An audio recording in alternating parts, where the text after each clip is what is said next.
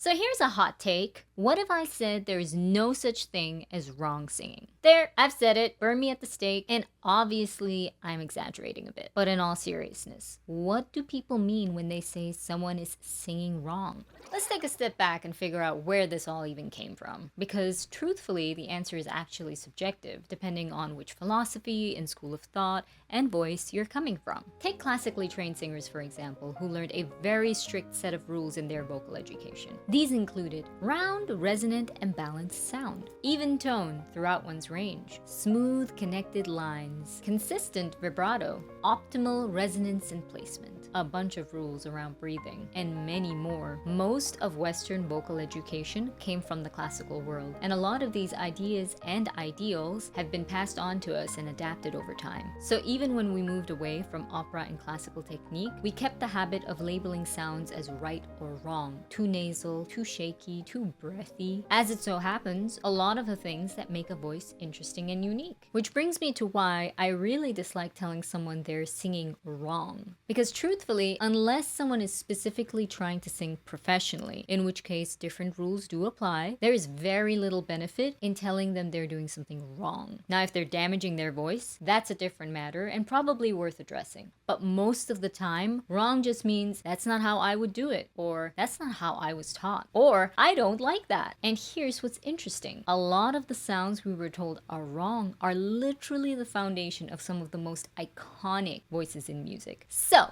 let's take a quick tour of some of these so-called bad singing habits that actually made people legends. First up, too breathy, one of the classic beginner mistakes. Vocal instructors will often tell their students not to expel too much air and to support their tone. Not bad advice in itself, but sometimes a little extra breathiness is exactly what a song needs. Artists like Billie Eilish, Norah Jones, and Imogen Heap know this and use it to great effect. Let's take a look at some examples. Quiet when I'm coming home and I'm on my own. Seriously, Billie's voice on this song, all breath, all air, but like so well done and so controlled. Nora is a little more subtle in her use of breathiness. I don't know why I didn't come. Let me demonstrate the difference between what she's doing and what it could be otherwise. Don't know why I didn't come. Here's a different take. Don't know why I didn't come. Hear the difference? It's not so much about right or wrong, and much more about which story you're trying to tell. Next up, nasality, or too nasal. The sound every singer's been told to fix, myself included. We treat it like a weakness or lack of skill. But here's the thing, it's actually what gives a lot of voices their bite. So much of modern pop and rock music has been marked by this style of singing, with artists like Bob Dylan, Alanis Morissette, Britney Spears, and many, many more across the decades. Alanis gives us a great example in You Oughta Know. And I'm here to remind you I'll miss you after when you went away. Alanis's tone is so upfront. Let me demonstrate. And I'm here to remind you of the mess you made when you went away. By contrast, here's an open, balanced tone of the same part. And I'm here to remind you of the mess you left when you went away. Did you hear how the first one really sat up front and cut through? That brightness, which a lot of teachers would call nasal, is exactly what gives it character and helps tell the story. And just think, if we eliminated nasal singing, half of rock music would just be erased. Now, rasp, the holy grail of don't do that, you'll hurt your voice territory. And yes, if it's uncontrolled, it can cause problems. But controlled, what a touch. Adele, Amy Winehouse, Tina Turner, and so many more. All of them use grit and texture to convey so much more than just the words of their songs. See how I leave with every piece of you. Don't underestimate the things that I will do. There's a fire starting in my heart, reaching a fever pitch and it's bringing me out the dark. Alternatively, see how I'll leave with every piece of you. Don't underestimate the things that I will do. There's a fire starting in my heart, reaching a fever pitch and it's bringing me out the dark. Both work. Neither is right or wrong, and it all comes down to subjective choice. What do you want to do with the song? Ultimately, rasp doesn't have to be damaging. It's just character, a little bit of extra texture on top. And if you have it, use it. And then there's the unsteady voice, the one that trembles, cracks, or wavers. Usually, that's like the first thing a singer's going to try and fix. But sometimes that instability is the point. There are so many incredible artists who apply this all the time, including James Blake, Hozier, and a personal favorite of mine, Tracy Chapman. In fact, I would say that Tracy is so prolific at this that I'm going to show you 2 different examples of her using shakiness. Sorry, it's all that you can say. Years gone by and still words don't come easily. Like sorry, like sorry. By contrast, here is a cleaner sustained version. Sorry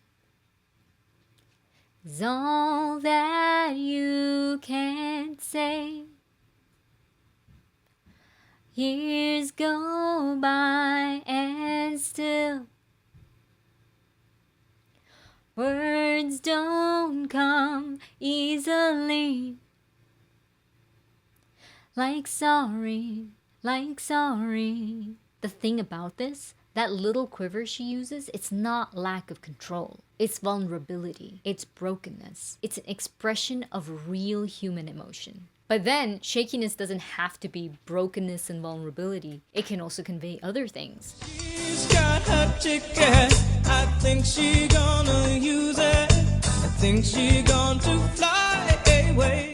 Completely different vibe, completely different energy. Also in terms of lyrics, the 2 storylines have very different trajectories. My point, different emotion, same truth. Those imperfections, they carry the story. We act like perfection equals beauty, but most of what we find beautiful in a voice is actually the imperfections handled with intention. So yeah, every wrong tone you've been warned about is probably someone else's entire career. And that is why I rarely tell my students they're doing something wrong. Because here's why language matters. Every time you tell a beginner they're doing something wrong, you make them second guess their instincts, their taste, their own ear, their emotional responses to a song, their opinions on how something should be performed. All of it gone, slowly wiped away by the consistent grind of technique improvements. And what's left? Someone who is technically fine, can sing, but is also completely forgettable. You've made them 1 in a million. Great.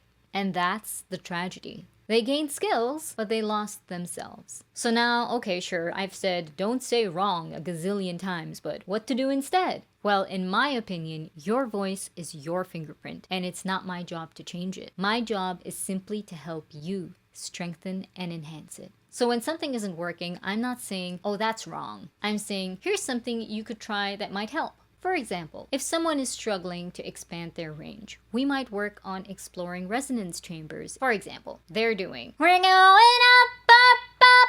They're definitely straining, it's scratchy, it is uncomfortable. That voice might break any moment. Instead, we might try exploring something like this. We're going up, up, up. No strain involved. But we also haven't really changed the quality of the voice. Again, enhancing and adding on instead of altering. So here's the question. Is there actually such a thing as wrong singing? In its purest form of self-expression? No, I don't think so. In certain musical contexts, sure. In an ensemble setting where you're performing a specific piece of music, there are certain things you need to follow. You could be off in pitch, rhythm, style, and that will be objectively wrong. You might also be using a technique that will damage your voice, short or long term. And some might say that is objectively wrong too, but it's also your choice. But for me, there are 2 main things to remember around the concept of wrong singing. First, it's really more subjective than objective. Most of the things we've historically considered wrong have become accepted and have even been adopted into mainstream styles of singing. So take wrong with a grain of salt when someone tells you that. And second, in a learning environment, it is much more important to focus on the development of a student's personal vocal identity than it is to fix little technical things that some might consider wrong for one reason or another. Ultimately, singing is first and foremost a form of self-expression. Second, art. And third, a skill. The nice thing about skills, always room for improvement. So keep working on it. But your voice should never be corrected out of existence. If this gave you something to think about, why not subscribe? Stick around. We'll talk about how to actually build technique without losing yourself. I'm Lydia Reynolds, and I would love to hear your thoughts on this topic in the comments below.